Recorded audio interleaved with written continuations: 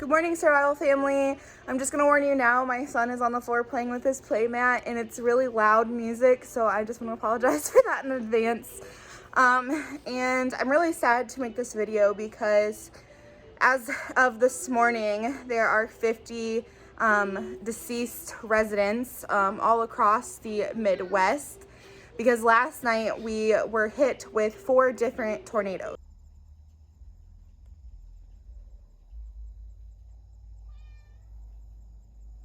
One of those tornadoes touched down for over 200 miles, crossing 15 counties. If you think about that, that's a long time for a tornado to be down. That was almost record-breaking, if I'm not mistaken. And a lot of people, as of this morning, are out of power. They're out of water. They don't have shelter. And it's cold. It's in the middle of December. And if I'm not mistaken, as long as I've been alive, 27 years now, this is not tornado season. Like, we don't normally have tornadoes this deep into winter. I'm sure there's a lot of folks right now who are very caught off guard. I mean, it's cold. Today we're having like 50-mile-an-hour wind here, which is crazy in itself. But if you don't have a shelter and you don't have water and you don't have electricity, like, you know, you're gonna be scrambling to either find a shelter, you know, Salvation Army, something, because it is so cold and people not only are going to pass away from, you know, these tornadoes, but they're going to pass away from the elements. As a prepper, that's exactly what we prep for. We prep for having water, we prep for having shelter, we prep for having heat. And so this is just a perfect example of all those people who want to call us conspiracy theorists, they want to call us, you know, crazy, whatever, for prepping.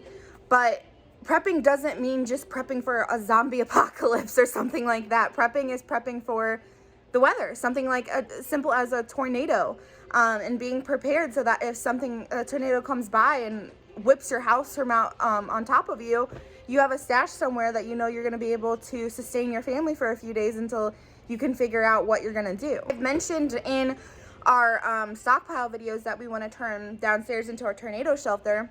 And our house is just, since we've moved in and had a baby at the same time, we have boxes everywhere. And that's really been drawing my focus. But after this, it was kind of a nip in the butt to say, hey, we need to get a storm shelter ready because things are happening around us. And the thing is, like, the weather and any type of SHTF situation, it doesn't wait for you. It doesn't give you a warning. It doesn't say, hey, I'm going to show up, you know, next Wednesday and be here. Like, that's not how it works. So, like, that's the whole point of being prepared. And, you know, right now, we're not prepared for a storm. Our basement's kind of, I wouldn't say it's gross. It's an old Michigan basement, it has stone walls and stuff.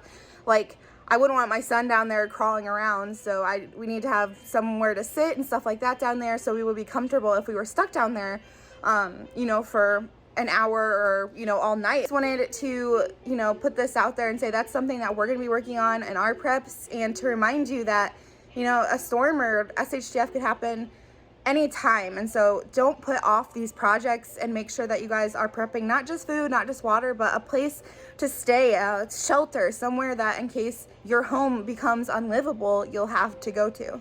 Our hearts and our prayers are going out to the ones that lost their lives, and especially the loved ones that lost those people, and we'll definitely be praying for them. And if you are local around there and you can help, and since you are, you know, prepping and you have extra things, please help those people out. Honestly, in an SHTF situation, that's what's going to sustain a community, is people coming together and helping each other out. So if you have extra water, if you have extra food, please go help those people out. You know, it could have been you. And I'm sure if you have little kids, or, you know, grandma is in trouble, or even just you as a single person, if you got in trouble, I'm sure you would want someone to come out and help you. So that's how you know, get that ball rolling, and making it a community effort is going out and helping when these types of things happen. All right, prepper family, stay safe, stay prepped up, and I'll catch you all in the next video. Bye.